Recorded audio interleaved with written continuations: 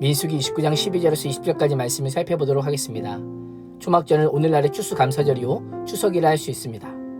1년 동안 농사지은 것을 수확하고 저장한 후에 지키는 절기이기에 수장절이라고도 합니다.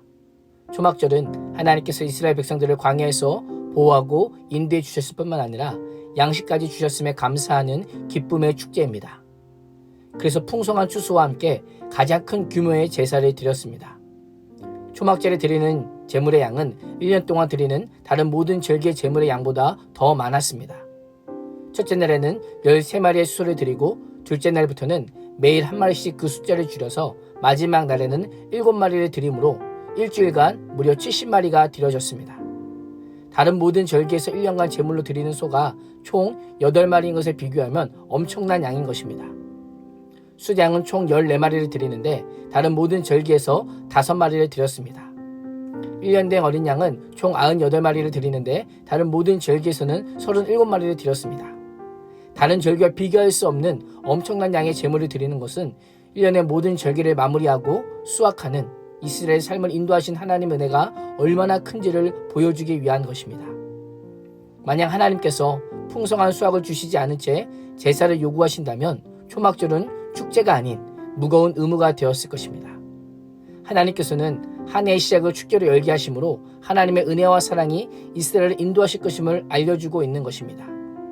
초막절의 절기는 생산성과 효율성을 중시하는 세상의 질서와는 전혀 다릅니다. 나 혼자 잘 먹고 잘 살면 된다는 세상의 질서이지만 이스라엘은 하나님께서 베풀어 주신 은혜로 축제를 누리며 모든 사람이 은혜의 삶을 즐길 자격이 있다라고 말씀하고 있습니다.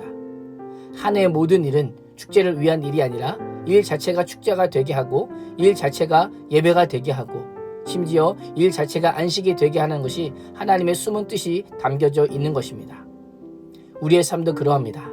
오늘 하나님께서 우리에게 맡겨주신 일 자체가 축제의 예배입니다. 삶의 예배가 사라지고 일만 남을 때는 삶이 고통 그 자체가 되고 말 것입니다.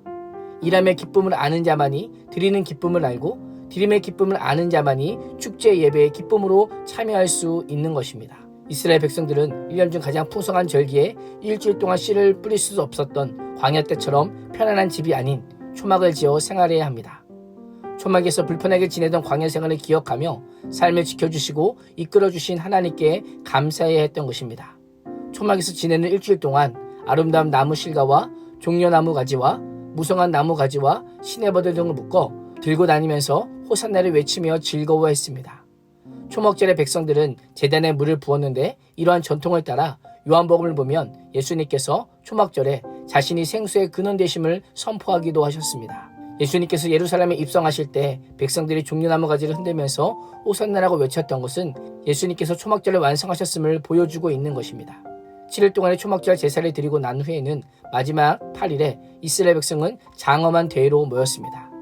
장엄한 대회라고 하는 표현은 억제하다, 멈추다, 감금하다라는 뜻으로 성회로 모이는 날이요 일생의 모든 일을 금하는 날임을 강조하고 있습니다. 일을 하지 않으므로 이를 강요당했던 애굽에서의 삶의 패턴에서 벗어나 몸에 밴 노예의 습성을 버려야 했던 것입니다. 우리도 생업으로 분주한 일상을 잠시 멈추고 주일에는 함께 모여 예배드리고 우리를 구원하시고 돌보시는 하나님을 찬양해야 합니다. 초막절의 8일째 성회는 다른 절기와는 달리 매우 중요한 의미가 있습니다. 7월 1일 나팔절과 10일 대속제일, 15일 초막절까지 이스라엘 종기록으로 7월에 있는 모든 절기들을 마무리하는 날이었기 때문입니다. 또한 이날은 집을 떠나 초막에서 7일 동안 살던 것을 천수하고 집으로 다시 돌아가는 기쁨의 날입니다. 초막절은 신약시대까지 가장 큰 명절로 지켰고 요한복음 7장에서 요한은 이날을 명절 끝날, 곧 큰날이라고 하였습니다. 8일에는 날마다 드리던 상번제와 수소와 수장 각 한 마리와 1년 된 어린 양 7마리를 드립니다. 속죄를 위한 수점소와 소제와 기름과 전제 등도 드립니다. 매일 아침 저녁으로 드리는 제사와 일주일에 한 번 드리는 안식일, 한 달에 한 번 지키는 월삭과 유월절, 채칠절, 나팔절, 속죄일과 7일간의 초막절과 8일째 장엄한 대회까지 이스라엘 백성들은 끊임없이 하나님께 예배하며 하나님께 감사하였습니다. 하나님께서 왜 이렇게 예배를 강조하시는 걸까요? 예배가 중심이 되어 하나님을 기억하고 하나님을 경험할 때 가나안 문화를 이겨내고 우상 숭배에 빠지지 않을 수 있기 때문입니다. 하나님의 백성의 삶의 중심에 하나님이 계시고 예배 공동체가 있어야 흔들리지 않는다는 사실을 알려주고 있는 것입니다. 오늘도 언약 공동체로 하나님이 예배하는 것을 인생의 우선순위로 여기며 예배를 통해 세계 열방을 향한 하나님의 뜻을 선포하는 복의 통로가 될 수 있기를 주님의 이름으로 축원합니다. 기도하겠습니다. 하나님, 지난 시간을 돌아보건대 모든 것이 하나님의 은혜임을 고백합니다. 광야에서와 가나안 땅에서 이스라엘을 지켜주신 것처럼 오늘도 우리를 지켜주시고 보호해 주시고 인도해 주심으로 오늘의 충만한 은혜를 누리게 하여 주시옵소서.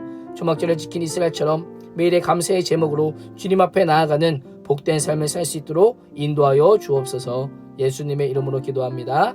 아멘.